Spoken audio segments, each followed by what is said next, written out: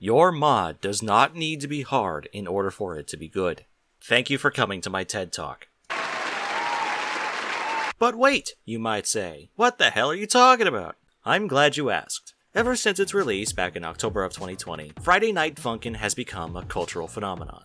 And like most games that reach those levels of popularity, modders come out of the woodwork to express their creativity and their cruelty. Depending on your technical know-how, modding Friday Night Funkin' is incredibly easy. And for modders that are friends with Satan, they have developed a number of methods that will make sure you never beat their mod, uninstall the mod from your computer, and never ever have fun playing FNF again. Method 1. Note Spam. One of the easiest and one of the oldest methods modders use, note spam is when you place so many notes in parts of the song it's impossible to get through without at least missing a few.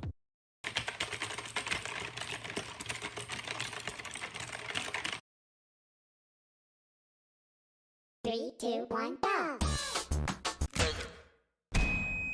Very good. Some notable examples of this are Witty's third song, Ballistic, and the entirety of the X Event mod. Method 2. Hurt Notes. Hurt notes are notes that, when you miss, deal extra damage than regular notes. Usually, mods that have hurt notes will change the note to look physically different, like FNF HD or Versus Corrupted Finn and Jake. When it comes to dealing with them, playing the mod like you would normally should help you. Just pay attention to the notes to identify which ones are hurt notes and focus on hitting them. Method 3. Bomb Notes. This is where things get a little tricky.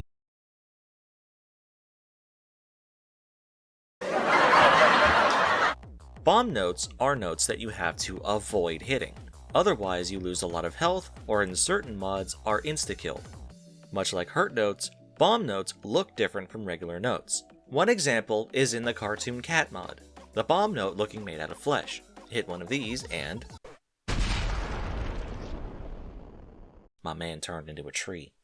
Bomb notes require extra attention from the player to make sure they don't hit them, but when you're dealing with hurt notes and note spam, the player is bound to fail at least more than a few times. Method 4. Extra inputs. When you play FNF, you have 4 inputs: left, up, down, and right. Normally, you use the arrow keys to hit these notes, but certain mods will let you use ASDF in conjunction with these notes. However, certain mods, like the Versus Shaggy mod, will add extra inputs. Usually, these use the spacebar or even more keys on the keyboard like HJKL. Dealing with extra inputs is an absolute nightmare for FNF players, especially ones used to using the standard arrow keys. One notable example is Hypno's Lullaby. During the first 2 songs, you have to press the spacebar in beat with the song on top of hitting the notes like normal. Otherwise, you get hypnotized no matter how much health you have. For the 3rd song, messages appear on screen that you have to type in, but they're in the secret Pokemon language unknown. You have to study an entirely different alphabet just to complete this one song. Anybody that can actually do this is an absolute mad lad. Method 5. Changing the UI. Look at this UI. It's pretty good, and you get the idea. You are on the right, the enemy is on the left. You have your inputs up here, your health down here, the notes scroll up towards the inputs, it's all easy to understand. Certain mods, however, like to change the UI in the middle of the song you're currently playing. Like in the song Versus Missingno, Missingno will glitch the UI, causing the inputs to scatter across the screen. Or in Versus Sonic.exe, where he'll not only jump scare you in certain parts of the first song, the 3rd song will have you switch over to the left side of the screen, completely throwing you off.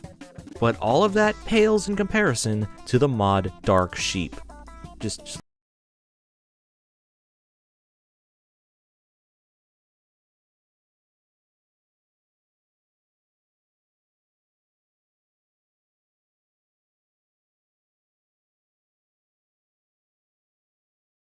You can't fail Dark Sheep as it's meant to be a high score challenge, but the point is that if it can be done here, it can be done anywhere. Honorable mentions. Gauntlet songs. Gauntlet songs are mods that usually contain one song, but that song is really long and doesn't really contain any of the other methods that I've mentioned. Two notable examples are Zardy Foolhardy, based on the horror game Zardy's Maze, and Stare Crown, which is an original creation. This is a message to the FNF modding community. All of you are incredibly talented. It's a rare sight to see a game get so popular that modding it has its own community. Yours is on the level of Half-Life, Minecraft, and ROM hacking for games like Super Mario World. Just stop making your mods so hard. None of the mods I've shown in this video, with the exception of Cartoon Cat, was one I could finish myself. While I do try to record footage when I can, some of it has come from other videos, only because I could not get past a certain point. All of the mods in this video are linked in the description below. Thank you for watching. If you like what you watched, please like and subscribe for more. Have a wonderful day.